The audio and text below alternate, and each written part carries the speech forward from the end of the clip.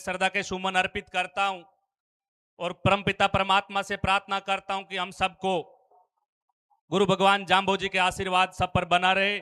मंच पर विराजमान परम श्रद्धेय गुरुदेव स्वामी भागीरदास जी शास्त्री जी, साथ में विराजमान डॉक्टर गोवर्धन राम जी, जाम्बा के महंत आनंद प्रकाश जी, हमारे बीच में विराजमान नोखा के पूर्व विधायक बिहारी लाल जी, लोहावड़ से पूर्व विधायक कृष्णाराम जी, हमारे सांचौर से पूर्व विधायक और मंत्री रहे सुखराम जी, और पूरे इस पर्यावरण जो पिछले एक महीने से लगातार गांव गांव ढाणी ढाणी जा करके इस आंदोलन के लिए पूरे बिश्नोई समाज को जगाने का काम करने वाले फरसाराम जी खोकर साहब, साथ में विराजमान पप्पू जी डारा, ओम जी, भजन जी, साथ में राम गोपाल जी, हमारे प्रधान प्रतिनिधि भागीर जी तेतरवाल साहब, सम्मानित मंच, सामने विराजमान पिता तुल्य बुजुर्गों, नौजवान साथियों, हम सब लोगों ने जो गुरु भगवान जाम्बोजी ने 29 नियम दे करके जो बिश्नोई समाज की स्थापना करी थी, उन नियमों के अंदर जीव दया पालनी रूख लीलो नहीं घावे, इस बात को लेकर के पिछले 19 महीनों से लगातार इन पेड़ों को बचाने के लिए संघर्ष कर रहे थे। उसको लेकर के 2 फरवरी को जो बीकानेर की धरती पर पूरे हिंदुस्तान से बिश्नोई समाज ने जो इतिहास रचने का काम किया, उसके लिए आप सबका पहले इस मन से धन्यवाद करना चाहता हूं कि जिस अनुशासन के साथ, जिस धैर्य के साथ अहिंसा के मार्ग पर चलते हुए बिश्नोई समाज ने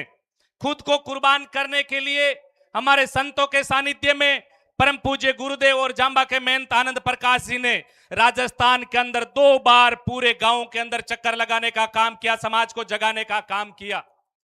उसी के परिणाम स्वरूप जो ये पीछे 11 दिन लगातार बीकानेर की धरती पर धरना चला, 4 दिन लगातार आमरण अनशन पर रहे, 537 लोगों ने अन्न और जल का त्याग कर दिया था। उस तपस्या का परिणाम रहा था कि हम सब लोग चाहते थे कि जब तक राजस्थान सरकार कानून बनाए तब तक पूरे राजस्थान के अंदर पेड़ों की कटाई पर प्रतिबंध लगे रहे। ऐसा आदेश राजस्थान की सरकार निकाले।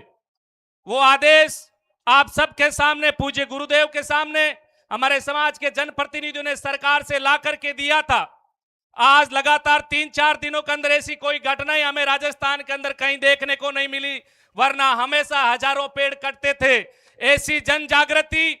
बिश्नोई समाज ने पूरी दुनिया के सामने देने का काम किया, सर्व समाज को साथ जोड़ करके काम किया, लोगों का दिल जीतने का काम किया। उसमें आप सब लोगों का महत्वपूर्ण योगदान रहा है। मैं इस मंच के माध्यम से कहना चाहता हूं कि ये लड़ाई अभी समाप्त नहीं हुई है, ये लड़ाई अभी शुरू हुई है। जो गुरु भगवान जाम्बोजी ने जो 29 नियमों की आचार संहिता दे करके पूरी दुनिया को संदेश दिया था इस प्रकृति को बचाने के लिए, उस लड़ाई का परिणाम है कि मां अमृता देवी के नेतृत्व में जो 363 लोगों ने बलिदान दिया था, उस बात को लेकर के जो आज तक लगातार बिश्नोई समाज सबको साथ लेकर के इस पर्यावरण को बचाने के लिए दुनिया को संदेश दिया था। और बीकानेर की धरती ने उन लोगों पर जो बिश्नोई समाज को पिछले 10-15 सालों से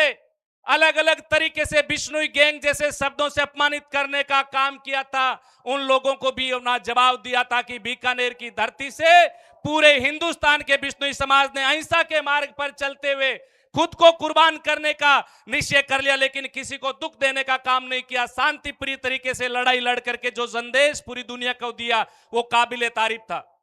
और आप सब लोगों से निवेदन करना चाहता हूं, ये एकजुटता,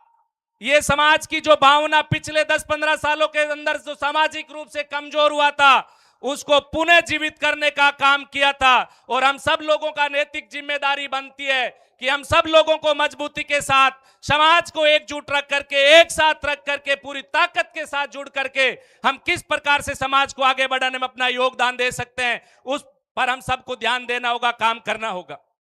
आज भी हमारे सामने कुछ चुनौतियां खड़ी है। मैं निवेदन करना चाहता हूं, जब हम सब लोग चुप रहते हैं तो समाज के साथ, समाज के बेटों के साथ, बेटियों के साथ ऐसी अनहोनी घटनाएं भी हो सकती है।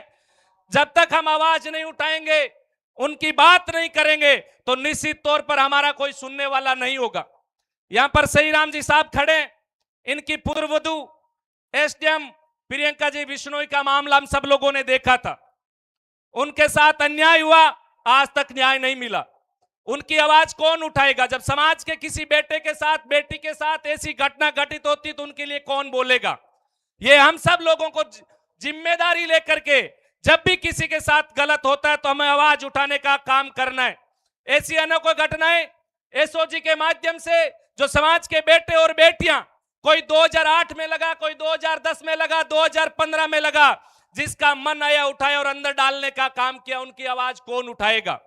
हम सबको संगरिया से लेकर के सांचौर तक एकजुट होकर के एक ताकत के रूप में एकजुट होकर के पार्टी से ऊपर उठ करके समाज के हित में बात करनी होगी। समाज के साथ में मिलकर के कंधा से कंधा मिला करके चलना होगा, तभी समाज उन्नति की ओर जाएगा, प्रगति की ओर जाएगा। ज्यादा ना कहते हुए जय हिंद, जय भारत। बोलो श्री गुरु